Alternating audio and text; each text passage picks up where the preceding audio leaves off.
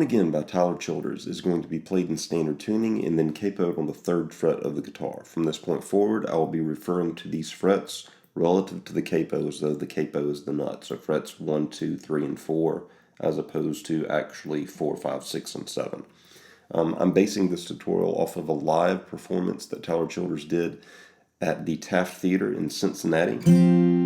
So other live performances might vary a bit differently from this, but here's what he's doing in that performance. The chords, you're going to need to know a D major, a G major, an A7, and then also a B minor chord.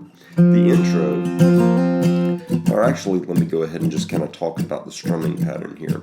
When we get into the meat of the song,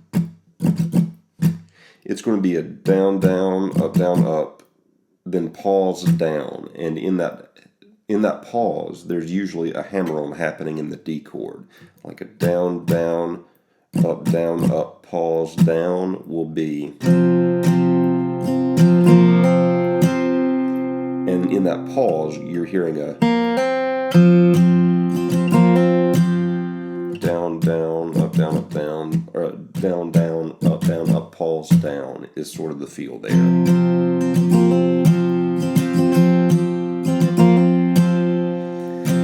So, in this D chord, you've got your first finger on the 3-string 2 fret, your ring finger on the 2-string 3 fret, and your second finger on the 1-string 2 fret. And it does that little thing there where you're lifting up your first finger off of the 3-string and then hammering back down onto the 3-string 2 fret. That's often what it does in the D, but in this particular performance, Tyler Childers does a little riff of the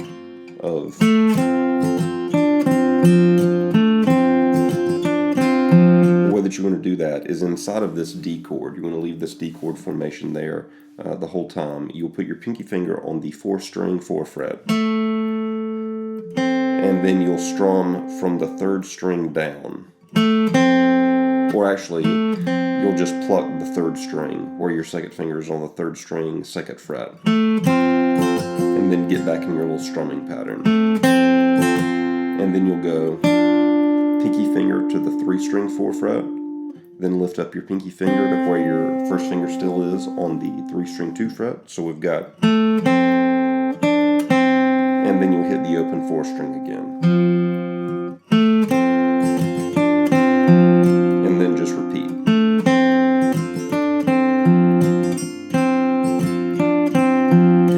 Then you'll hammer on with your first finger back down to the 3-string 2 fret, and you're going to walk down to the A7. The way that you'll walk down is you'll hit the open 4 string and then pinky finger to the 5-string 4 fret, first finger to the 5-string 2 fret, and then open 5 string with your first finger moving to the 4-string 2 fret, leaving the 3-string open, and your second finger going to the 2-string 2 fret.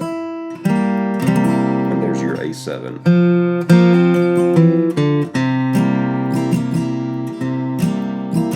And then you're going to go to a G chord. That will be ring finger on the 6-string 3 fret, second finger on the 5-string 2 fret, open 4, open 3, open 2, and pinky finger pulled back to the 1-string 3 fret. G chord to an A7 chord, to a G chord, to the A7 chord, G chord to the A7 chord. So it's just alternating between the G and the A7. But in the intro, alternating between the G and the A7, there's little licks after the G. Like after the first G, you've got leading into the A7. What that is an open 5-string, and then a quick series of hammer-ons with your first finger to the 5-string 1 fret, second finger to the 5-string 2 fret, and then an open 4 string behind it.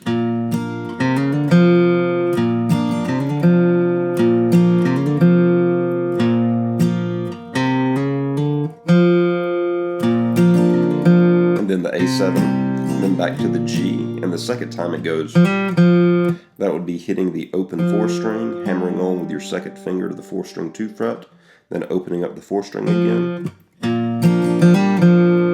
and then the A7, back to the G chord, the quick riff again, to the A7, to the G chord, to the A7, and then A7 walk back up to the D. That would be an open 5-string, first finger of the 5-string 2 fret, ring finger of the 5-string 4 fret, and then your D chord. Down, down, down, up, down, down, down, down, down, up, pause, down, down, down, up, pause, down. And on that up in the D chord, you're lifting your first finger off of the 3-string 2 fret.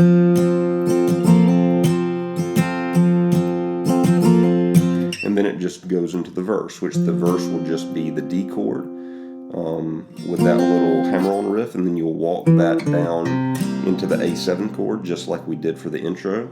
Then we'll go G to A7, G to A7, G to A7, just like we did in the intro, but the difference here is that in the chorus, there's not the little riff, or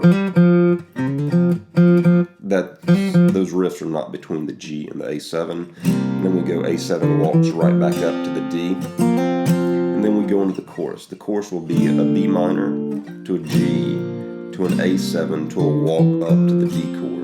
The way the B minor chord will look is first finger on the 5-string 2 fret, ring finger on the 4-string 4 fret, pinky finger on the 3-string 4 fret, and second finger on the 2-string 3 fret. Strumming from the 5-string down to the 2-string. You want to avoid the open 6 and the open 1 if you can here. So B minor to the G chord, same as before, to the A7 chord, then the walk up to the D chord. Do the little hammer-on thing, so D, hammer-on, and then B minor again to the G chord, to the A7 chord, to the walk up. So the A7, walk up to the D, and then I think you got that little riff again.